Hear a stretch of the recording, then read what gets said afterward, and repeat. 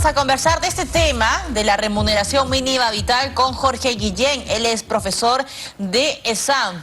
Bienvenido. ¿Qué tal? ¿Cómo están? Buenas tardes.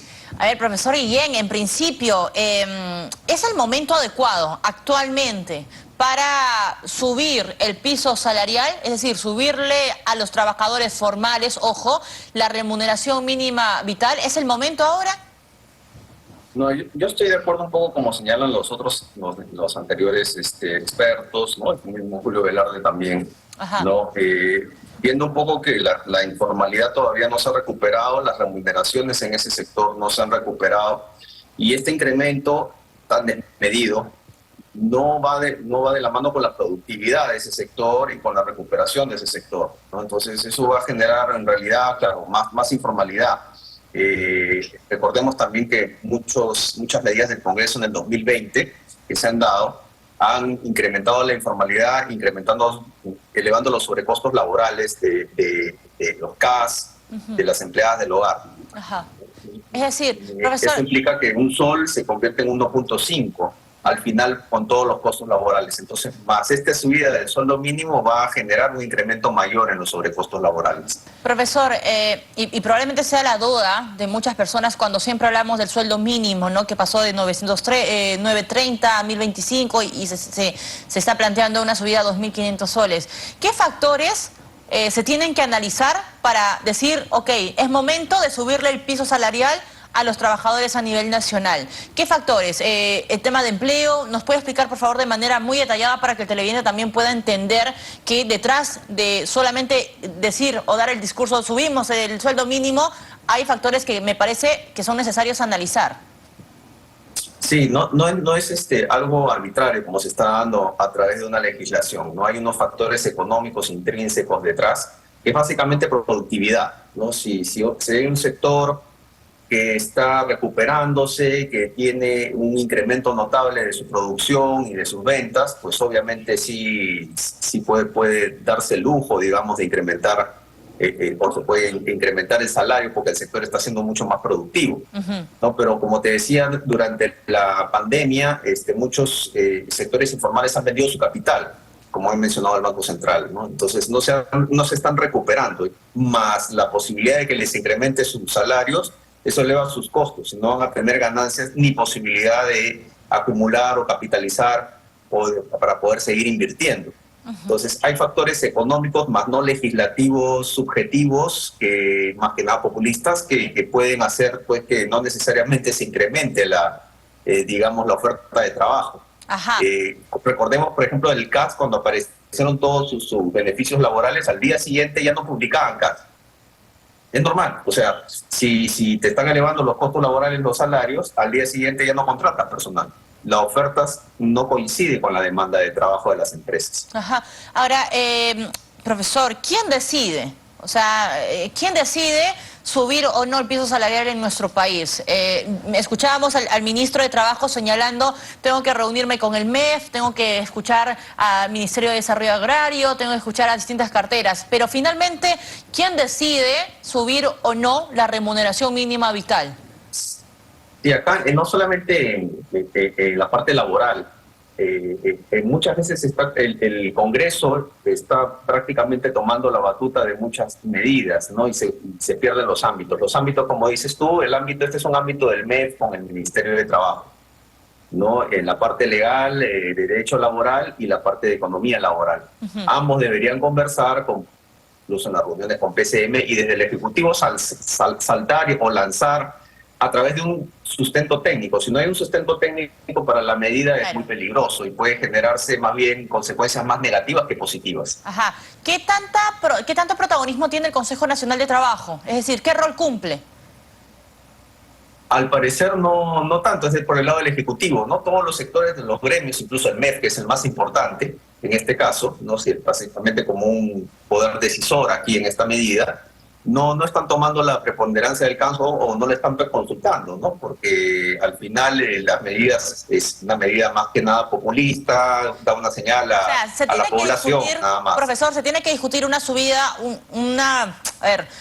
un probable ajuste en la remuneración mínima vital, eso se suele o se tiene que discutir en el Consejo Nacional de Trabajo.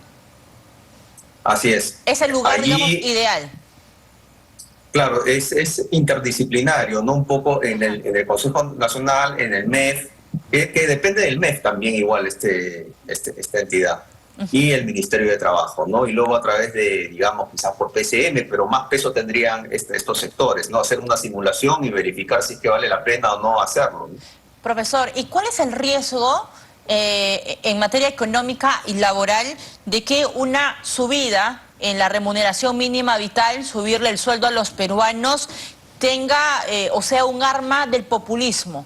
No sea un arma de repente de alguna bancada, por ahí de repente a algún político. ¿Cuál es el riesgo de que pues, se le quite todo lo técnico que debería tener una decisión tan importante como esta? Claro, si a mí como empresario formal, que de empresa grande, cuyos costos laborales y tributarios son mucho más altos que el primer contribuyente y que su sol de salario pagado va a convertirse en 1.50 con todos los beneficios laborales, trata digamos, de no contratar más personal formal, ¿no? Y se genera más un ambiente de informalidad, ¿no? Donde ahí no necesariamente cumplen el salario mínimo y todas las condiciones laborales de seguridad laboral no necesariamente se cumplen. Ahora, hay un riesgo de que esto, porque, a ver, en el Congreso de la República se estaba debatiendo, profesor, este análisis, ¿no?, de subir o de evaluar, creo que esa es la palabra más exacta, evaluar cada 2 años la remuneración mínima vital. ¿Qué tan positivo es esto? Si de repente se debería hacer algún ajuste al respecto, ¿qué decisiones se tienen que tomar antes de meter la pata con esta decisión?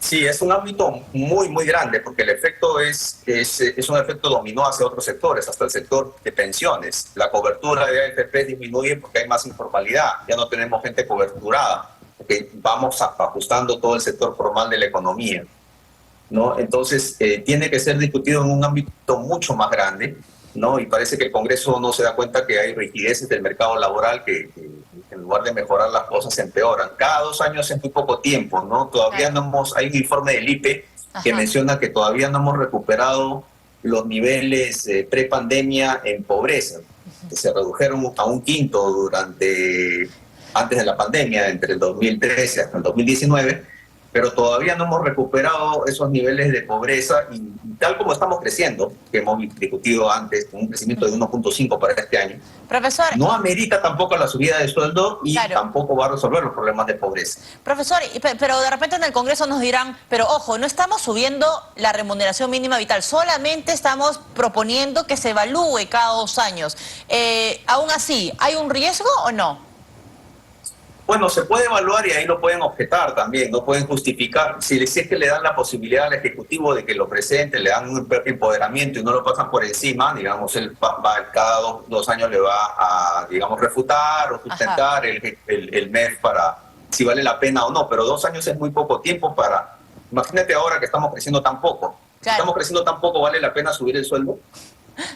No creo. Obviamente no. Ahora, profesor, para cerrar ya la entrevista, ¿realmente a quiénes beneficia subir o no la remuneración mínima vital? Porque me parece que probablemente haya una lectura errada por parte de la población que la mayoría de peruanos recibe la remuneración mínima vital. Y empezando de que la informalidad pues abarca prácticamente todo el espectro del mercado laboral.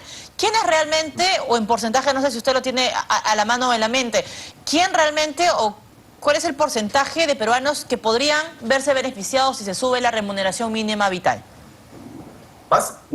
Básicamente el que está bien pegadito al sueldo mínimo vital, que es un porcentaje formal de la población que gana el mínimo vital, que le van empujando su salario, digamos, legalmente, ¿no? No es un porcentaje muy grande de los 17 millones de peruanos que integramos la PEA.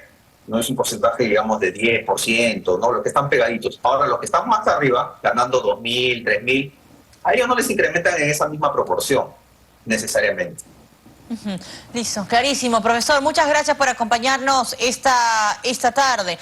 Jorge Guillén, profesor de ESAN, estuvo con nosotros analizando justamente los impactos, quién decide, quién no, cuando hablamos de la remuneración mínima vital, que va a estar, por supuesto, en agenda en los próximos días. Pausa y volvemos.